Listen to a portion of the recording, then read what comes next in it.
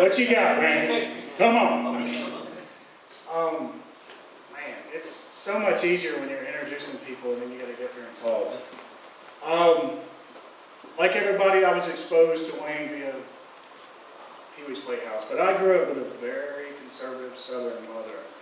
And it's so weird when I think about this because we would watch Pee-wee's Playhouse and Hey Learn It's Ernest. So it's so weird. I mean, seriously, it's like, my mom loved it. And then like Aim had brought up, a really good friend of ours about 5 years ago introduced us to Beauty's Embarrassing. I've never told Wayne this, he's going to find out now. I told Mimi, but I have literally watched that video 12 times, probably more. And the reason why is because those times when I feel like I'm not an artist, and I don't want to make art, and I watch that and I hear Wayne, do what you love to do, and you'll find a way to you, and I get all teary-eyed, and I really do. It pushes me. So about 2.5 years ago, I say I'm done with Tampa. I've been spinning wheels. I boogie up back to Atlanta, hometown, and I start making a bunch of art. And then about a year ago, we meet up, and just by sake of luck, meeting up with somebody that I look up to, and get to work with this person and work with all these amazing people. And that experience in itself is life-changing. It has been. I was in a really weird spot where I was managing a bar, didn't want to manage. I like being a leader, but I don't really want to be a leader at a bar anymore. It's just like I'm done. And I'd given up my position. I came up and there it is. Wayne-O-Rama happened, just like luck.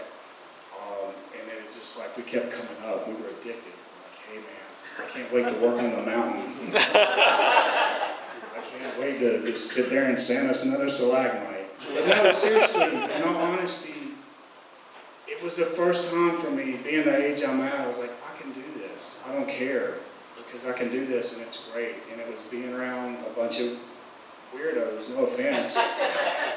Or like Wayne calls it, we're all Southern weirdos. And when you're a Southern weirdo, it's just a whole nother level.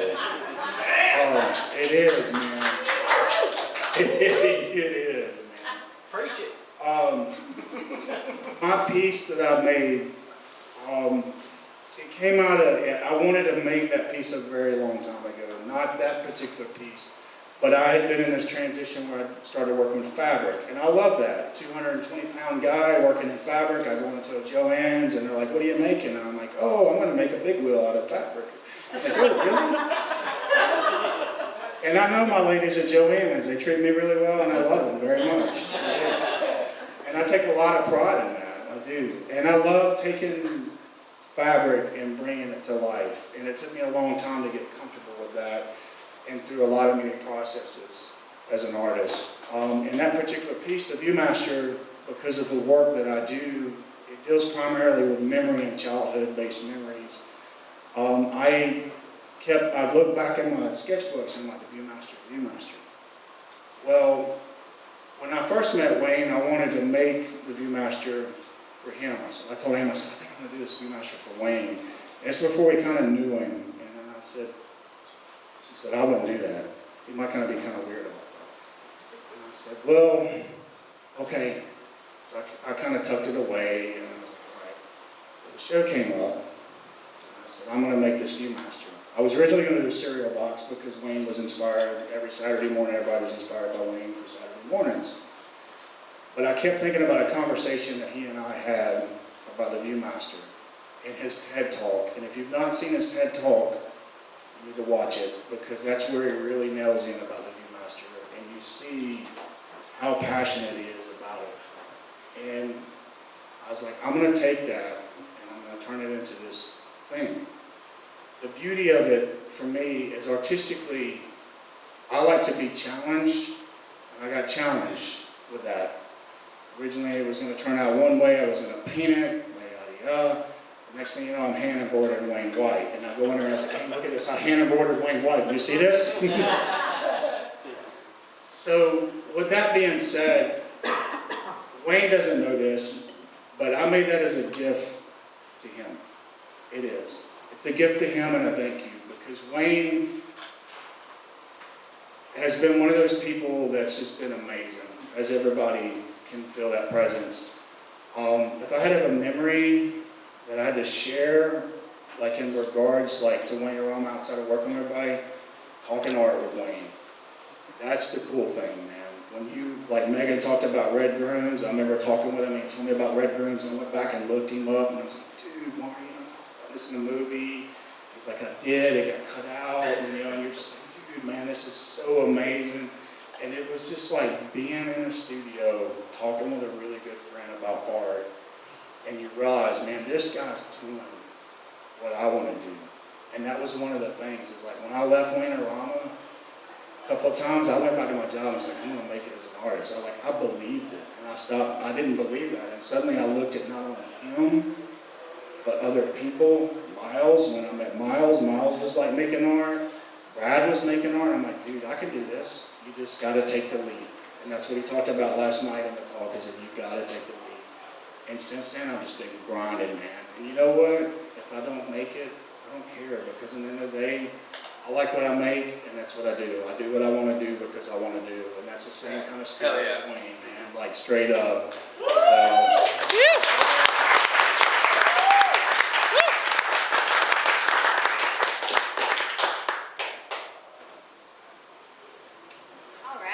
So we have a couple people going to come up next. Matt Dunton, you going to come up here? And Mont. I don't think Brian's here. Is Brian here? No? Okay. So they're going to come up and talk about our amazing puppet, and a whole bunch of people contributed, but these are two of our main guys. All right.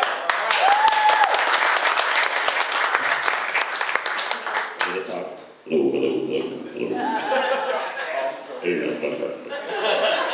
Hello. Hey, thanks for having me.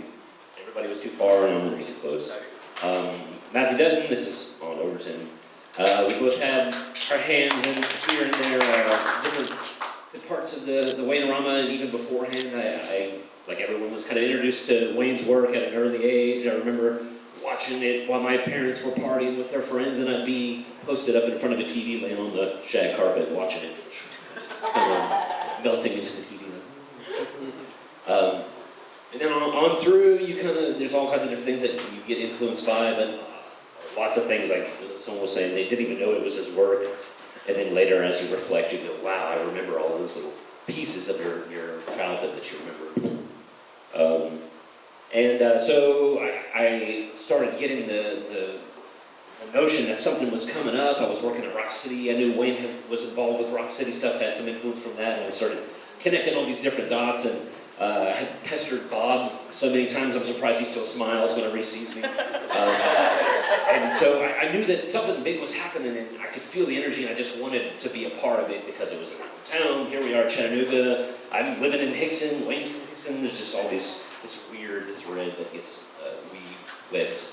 And I don't know. So I had been given the opportunity to help out with the Glass Street project, which kind of started out the whole Wayne-O-Rama experience, the introduction to what Wayne was going to do in the town, and worked with so many people as much as I could. Had a huge great time and just wanted to continue that and be more and more involved as much as I could. But couldn't as much as I wanted to. So there was always kind of this fire burning in me and trying to figure out ways that I could still help even if I couldn't physically be there. So I'd be trying to set up materials or trying to just flush out ideas with people, and any little bit of thing that I could contribute, even if I couldn't be there because I had to work and I had shows to do and this and that. And I hollered at Mont and said, Mont, we need more people, and he said, of course I'll be down there. So he kind of took the reins and just hauled butt and probably put more time in than most everybody here. Just about. All right, go ahead. Thank you very much, sir. I appreciate that. This is the only guy I knew in the room this time a year ago, or probably 10 years ago, actually. So yeah, like, for me, this guy in particular, like, we started selling art in tents on the street around this town about a decade ago or even longer, so it's pretty bizarre for us to even be in the room talking to you guys about working on a project with one of our idols. That's pretty amazing. And it really just comes from, man, I mean, you know, when you grow up watching this work on television, and you don't really think of the artist behind it whenever you're a youngster and don't put all that stuff together. And then again, doing our shows over at Winder Binder long ago, we learned that Wayne's he's going to be in town doing his thing. And the owner of Winder Binder, David Smotherman, awesome human being, you know, fills us in on who Wayne is and what he does, and we're like, holy shit, that guy's from Chattanooga, and we get to come watch him do his thing here. So we did, and yeah, just it's interconnected to something you've experienced since you were a child, and yeah, long before you knew you were an artist at all, or that this was going to be part of your life. Yeah, so to just end up here, and for art to bring me here today, or a lot of us to where we're at today, is just something I never would have even fathomed, you know, being able to stand here and talk about working with one of our idols. That's completely amazing. Other stuff. Well, the piece, you helped me build a piece. Yeah, we built the Wayne puppet. That's spearheaded by this guy. I'll go back to that piece since that's part of the show. The Hunter Museum contacted me. They knew that I had some kind of involvement. They wanted to get some insight as to what Wayne-O-Rama was about, what kind of contributions I made to the thing. And they gave me this cool opportunity to go to the museum, to talk about Wayne's work, and to make a piece of art for everybody to participate in. And I was really thinking about, like, there's so many hands that got involved into making this way more than I did. How can I not try to steal the show and say, look what I did, and look what I can make? You know, I didn't want it to be about that at all. So I basically rounded up a handful of people that I knew had, you know, had a little bit of involvement in it, and just said, hey, I've got this wild idea. Would you help me make the world's largest Wayne White sculpture? You know, I have got some ideas from those little lumberjack dolls that they play with in the Appalachians, and I knew some bluegrass pickers that used them and played with them, and I said, man, that'd be a great model, and then we could blow it up. But time is short and the budget is shorter, so how can I make this work with a lot of different people involved? And I had Eddie Bridges build the hat, I built the head, I had Brand made the hands, Mom made the boots, and all of these different pieces made independently to come together. Hopefully I could piece them together to make it work for this event that I was supposed to be hosting and be at, right? And it all did, and it worked out so good. And so probably the main thing that I got from the Wayne-O-Rama experience and the Glass Street Parade were how much you can do when a lot of people with that same passion come together for a common good and for a common cause. And so that sculpture was supposed to represent that experience where all of us worked on our pieces individually, but when they came together, made something amazing and beautiful. And that's what I think Wayne-O-Rama, that's one of the gifts that he was given to us from that is, man, look at all the people we didn't know, and now we're here, and it's like, we all know each other now. And it's even, we've got the future to make more great things. Yeah!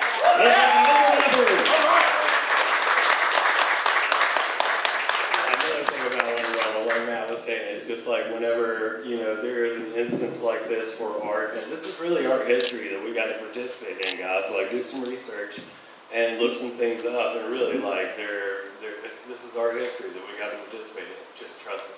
Anyway, for it to bring, this many like introverts and extroverts and this many levels of different personalities together, and you know, us all be able to build something and do something amazing and participate in it, and just like, you know, hands off from one to the other, and we're all inspired by one another, and we'll all go from this point on. And I imagine there are many different teams in this room that have been assembled by this project, and we'll go from there.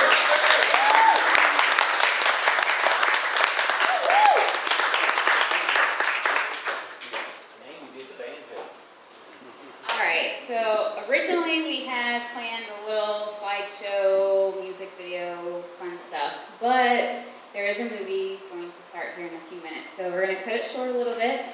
We do have one last thing though. I'm going to ask Jason to come up here and we're going to do a little presentation for you.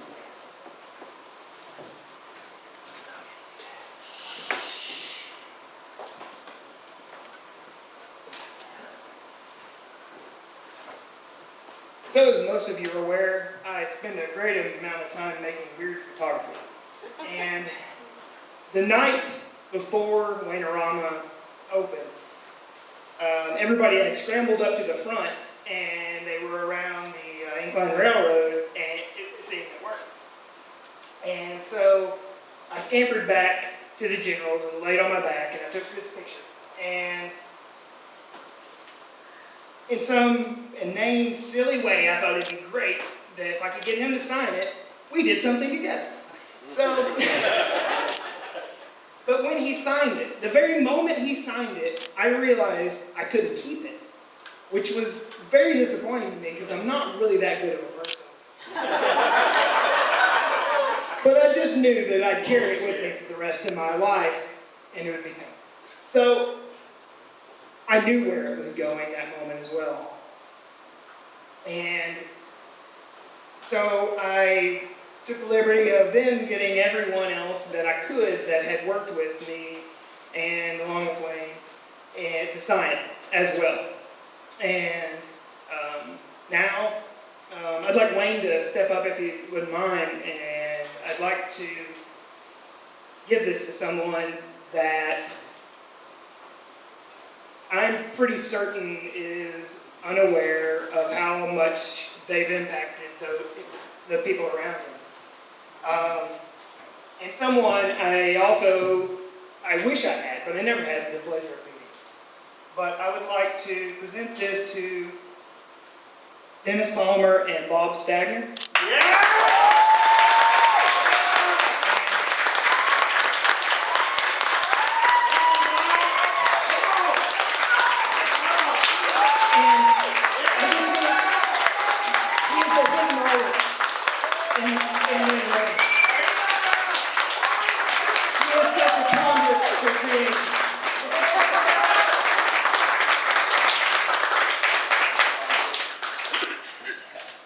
Oh, jeez.